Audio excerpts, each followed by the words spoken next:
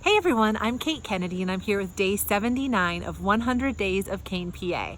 And today we're going to talk with some of the Carlson family. They grew up as a family of 6 kids in a neighborhood that was filled with other kids, and they have some really great memories to share. So I'm going to go ahead and flip you around. And we're going to go on over and say hello. Hi everybody. Hi. Hi, Kate. Thank you so much for having me here. I'm so excited to talk with you about some of your memories and stories growing up here in Kane, PA. But we're going to go ahead and have you introduce yourself. So we'll start right here. I'm Amy Burton. I'm the one of 6. I graduated in 92, and then I moved to Texas, moved back to Kane, then I moved to Wisconsin, and now I'm in Mechanicsburg, raising my 3 children there, and I'm the regional radiology director for Geisinger Health System. Awesome. And you make it back to Kane quite a bit. Pretty often. This is my sanity. Well, we're glad Living to in the come back. city and coming here, this is my sanity. It's the best blend. Absolutely. Hi, I'm Julia Anderson. I am 3 of 6. I graduated in 1996. I'm the mother of 2, and I'm a director of special education. And then we have over here. I'm Katie Dupree. I am number 4 of 6. I graduated in 99, went to Clarion University for teaching, moved to West Palm Beach, Florida for 5 years, and then came back to get married to my husband. And I currently teach 2nd grade at ECC, and I have 2 daughters. Awesome. And so this is 3 of 6. Who are the other 3 that we're missing? Eric is the oldest boy, and then there is Michael and Zachary. And Eric lives in Texas, Michael lives in Wisconsin, and Zachary lives in Ohio. Awesome. And I'm here in Kane. I guess I forgot that part. You're the one that kind of stuck around. Yes. Yep. Yeah, I went to Penn State University, and as soon as I graduated, I came back, and I never left. Yeah, awesome. Well, I cannot wait to hear some of your stories. You guys had a really great childhood, growing up together with the 6 of you as the kids in this neighborhood. What are some of the memories that you have of growing up in Kane? Being part of a large family, fending for yourself at dinner time when your sister would tell you that she needed to taste test your food to make sure mom and dad weren't trying to poison you. Which sister did that? Amy. But no, like just the closeness of the neighborhood. We had the pool for the neighborhood, so everybody used to come over for pool parties, and it was just great. What else? One of my favorite ones was we would do Spotlight all the time. On Clay Street, we grew up with, there was so many kids on this street. A lot of the stuff was spent with like Savea Royer and Susie and Sherry Finney-Frock and Sammy Finney-Frock and Stacy and you know, we had the O'Learys and the Galetkos and the Van Giesens, Ambroses, Bizaks, a lot of kids in the neighborhood. And one of the big things was the swimming pool, but we also, during the fall, it was like the kids' favorite, and we'd always go to Tom and Linda Finney-Frock's yard and rake piles of leaves and make leaf mazes. And Tom and Linda loved it because when we were done, we cleaned up all their leaves and they didn't have to worry about it. But that was probably one of my favorite memories with all the neighborhood kids. And it was just awesome because it didn't matter your age. Everybody played together and everybody got along well. And we still talk to everybody that we grew up with. So that's pretty cool. Yeah, those are really special connections and relationships. Yeah. And what about you? I know that you had some fun stories of like playing with Barbies and different yes. creative ways of being outdoors here. So the Finney-Frocks had a tree in front of their house, and we used it as the gas station. So somebody would always be positioned at the house, and you'd ride up with your bikes, your Barbie Jeeps, what have you.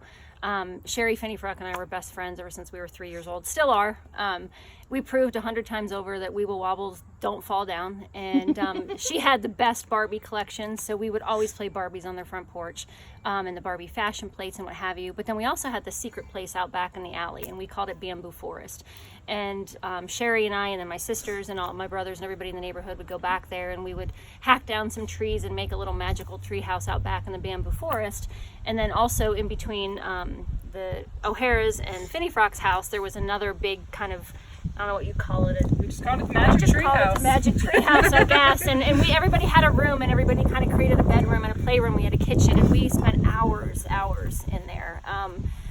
Tom and Linda's backyard was perfect for kickball. There was a walkway out of their basement that was always home plate, and they had the best yard for kickball.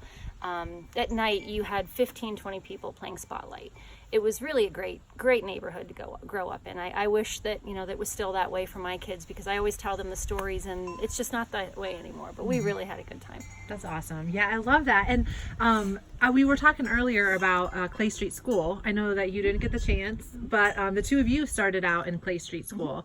Can you talk a little bit about what that was like for you? What grades you were there, some of your teachers, some of the memories you might have from that time? Yeah, so I went there all the way up to 4th grade. They closed it at the end of my 4th grade year. I can't listen to the song. There's a song that we sang. It was Clay Street School, where you learn everything. I think it was actually What a Feeling. I can't listen to What a Feeling without hearing the Clay Street School song in my head, to be honest. We all had t-shirts. I still have it. But we got to go, we would walk to school. Clay Street School was 4 doors down. And we would walk home for lunch too. And then we would wait until we would see the bus coming. And then we would run really fast down the street to try to be the first one in the desk. Every morning we would race down to the basement to try to go see Mr. Bud, to see who could ring the bell in the morning. And he would be down in the coal room firing up the furnaces or what have you. There was also a picture. Do you remember that picture down by the gym? Yes. There was a picture that everybody swore was haunted. Yeah. And so and everybody would go down and gather around this picture, and you would swear its eyes were following you. So Mr. Bud flipped it over and wrote, "Please don't bother her. She's sleeping on the back." And the picture never got flipped over again. But so no, That was a creative and solution. they had summer playground where we would That was make my favorite. plaques, and yeah, Julia loved summer playground. What was that all about? I think it's just because I'm a very creative person. I love all the different crafts and stuff. And when I was in kindergarten there, that was the last year that they, and then after that they closed. But the summer playground was awesome. We would just do all these different like plaster of Paris molds. And I remember I'd always do kittens. And every year, everybody in my family would get a kitten, pink, purple, blue, whatever color. And it would just be really neat because we would go ahead and we'd meet on like the basketball court. And they'd have the plaster of Paris station there, and then they had dodgeball down in the gymnasium. And I think the summer program, I always just kind of looked forward to it, even younger, before I went to school there. I just remember every summer doing that for a couple years until fortunately it closed. And so you saw your older siblings doing it, and Yeah. then it was something you got to look forward Yes. to. Yeah. Yeah. A lot of pot holders. Yes, a lot of pot holders. A lot of pot holders. Well, what I always wondered, I'm going to ask you this, Katie. I never had siblings, so I'm always curious, what's it like to have older siblings who've gone through school before you? It was good. Sometimes it was bad. There was a little hesitation there. I remember being in 8th grade, and I had an English teacher who only ever called me Eric Carlson's little sister. So you didn't actually have a name. No, I didn't. I was just Eric Carlson's little sister. And then I remember always getting angry with Amy because she would introduce me to all of her friends as her little sister, Stank. And as I got older, I began to hate that nickname. But no, I liked growing up with older siblings. I used to steal their clothes all the time. I had it down to a science getting out of the house without them realizing I was wearing their clothes. So and you're one of the middle too, so you had younger siblings too. 2 of the boys were younger. yeah. The year I was a senior, Michael was a freshman. Okay. And did that work for you guys too? Did you have how were you spaced out in school? I was a senior, Eric was a junior, and Julia was a freshman. And then Katie was in middle school. Mike and Zach were elementary school. So I'm 13 years older than Zachary. So there's a range there. So we always had a sibling there. So honestly, you have your sibling rivalries and stuff like that. But you always knew that if you did have a difficult time at school, there was a sibling around that you could touch base with. And you each got to kind of find your own niche, Yes. right? What were some of the things that you were involved in at school and even outside of school? I worked at Judy's Place. I worked at Temple Pharmacy. I was a cheerleader, and I was also the first Cane Fest queen in 1990. Yes, that's so interesting. So tell us about that. The Cane Fest is something that we haven't heard much about. So it was every year, and I'll be honest, I don't even know when they started it. Way before 1990, but it was a lot of fun. And it moved a couple times. I remember at one point it was down where the what is it now, the elementary and middle school is. It was there for a while, and then they moved it up to where the elementary school is now, and they'd shut down a part of that street right by the park or whatever, and it was a big deal. I mean, everybody in town went. It was a whole weekend, if I remember correctly. And then in 1990 they started the Cane Fest Queen, and then the Prince and the Princess, and then they carried it on for quite a few years. I don't know when they stopped it, but I think the last year they did it was the year that Ray and I started dating in 2004. Okay, so it was for a while. Yeah, there. it was, and then they changed it to the Black Cherry Festival for a while too. But it was a big ordeal in Kane. You went, the whole town went. So tell us. I liked when we were talking earlier how you said that you applied for a job, but you had to wait. Can you share that? So yeah, so I applied for a job at J&P Casuals when I was 16, and they couldn't hire me right away because I was a candidate for the Queen. So I think along the lines it was a matter of, they didn't want me to get accused of stuffing the box or what have you. But They were a voting station. They were a voting station there, and Judy was always very big in the Cane Fest and in the Cane Fest Queen and the Prince and Princess pageant. So she actually was the one that I think ran it, to be honest. So it was a matter of having to wait till after the pageant, and then I got offered the job after the fact, and I worked there all through high school. So That's awesome. And then you went on to Temple Pharmacy after that. I went to Temple Pharmacy and worked with Steve Giordano, who ended up being a very big mentor in my life. Still is. I still talk to Steve.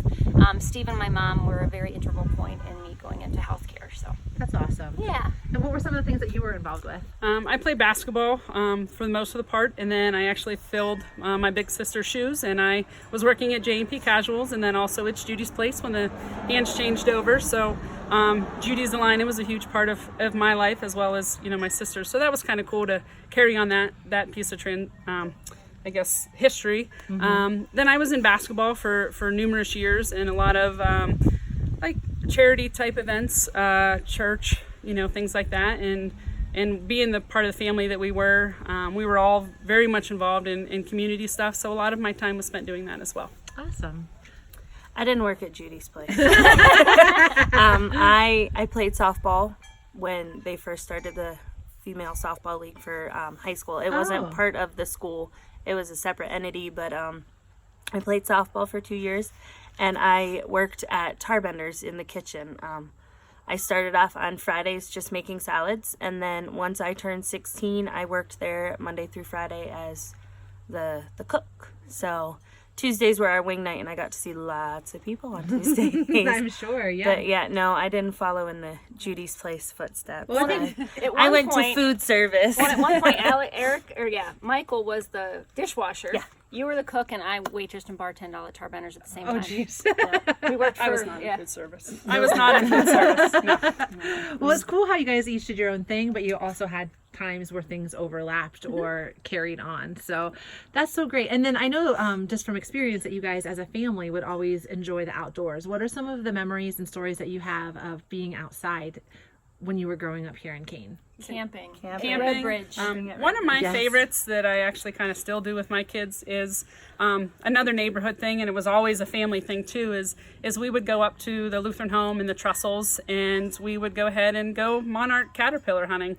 And my parents would take down all our pictures from school, and we would line the shelves with mason jars and wait for the chrysalises to form and then hatch, and then release the butterflies.